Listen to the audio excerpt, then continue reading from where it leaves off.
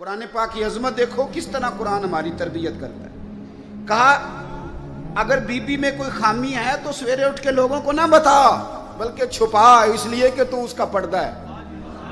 اور be be سے کہا گیا کہ سارے زمانے کو نہ بتا نکما ہے نکھٹو ہے کس طرح کا ہے. شکوہ نہ کر، شکوہ نہ کر، بلکہ اپنے خامد کی عزت کر. تجھے اسے اللہ نے تیرے لیے اسے اور تجھے اس کے لیے لباس بنایا ہے. تو میں کتنی کو مثالیں آپ کو قرآن پاک سے دوں کہ ایک جملے کے اندر قرآن پاک نے تدبیریں کر دی. اور دنیا بڑے اخلاق سکھاتی ہے. میں کبھی کبھی دوستوں سے کہتا ہوں، میں کہتا ہوں قرآن پاک جو تمہیں اخلاق سکھاتا ہے نا، قرآن پاک طلاق کب ہوتی ہے؟ جب بڑے سخت اختلافات ہوں، کوئی گزارا نہ بچے، حد ہو جائے تو طلاق ہوتی ہے نا. لیکن قرآن پاک نے پتہ کیا کہا کہ اگر تم نے بیوی کو طلاق دینی ہے تو دو جملے جو قرآن کا اخلاق دیا ہوا قرآن پاک کا. آپ میری طرح کے سادے لوگ ہیں، میں آپ کو کچھ زیادہ مثالیں نہیں دے سکتا. عظمت قرآن پہ دو ایک باتیں میرا عنوان تھا کہ قرآن پاک سے ہی کروں، لیکن چونکہ ہمارا مزاج ہوتا ہے کئی دفعہ واقعات کا اور کچھ چیزوں کا، تو میں چاہ رہا ہوں کہ آپ تھوڑی مجھے توجہ دیں، اور بات بھی میں نے تھوڑی کرنی. دیکھو قرآن پاک نے کہا اخلاق سکھائے. طلاق ہو گئی، بیوی کو چھوڑنے لگے، فارغ کرنے لگے، خوشی کے ساتھ تو کوئی نہیں نا طلاق دیتا. یہ ہمارے یہاں لوگ آ کے کہتے ہیں جی میں غصے میں تھا تو میں نے طلاق دے دی. تو وہی طلاق ہوں غصے سے. کدو کو بندہ کہتا ہے ابھی تو بڑی خدمت گزار ہیں جاتے ہیں طلاق ہی. اور اب تو بندے ہمیں مسئلہ پوچھتے نہیں بلکہ مسئلہ مولوی صاحب کو سمجھانے آتے ہیں. میرے پاس کچھ لوگ آ کے کہنے لگے جی وہ طلاق دے دیا بندے نے 3 طلاقیں تو بڑا مسئلہ بن گیا تو بتائیں. میں نے کہا طلاق تو ہو گئی ہے. میں نے کہا تو پاگل ہے بندہ، بیوقوف ہے، اسے تو پتہ ہی نہیں چلتا. وہ تو 500 تک گنتی نہیں گن سکتا.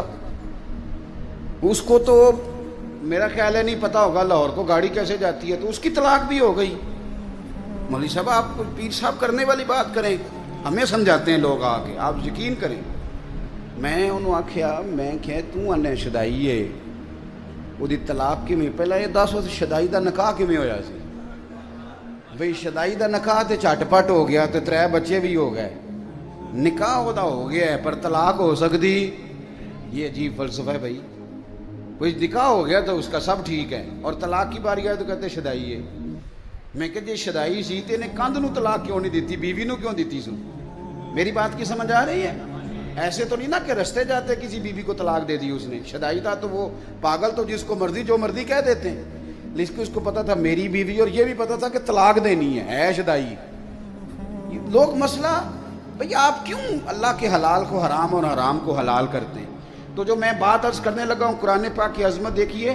فرمایا جب تم طلاق دو تو پھر کس طرح دو؟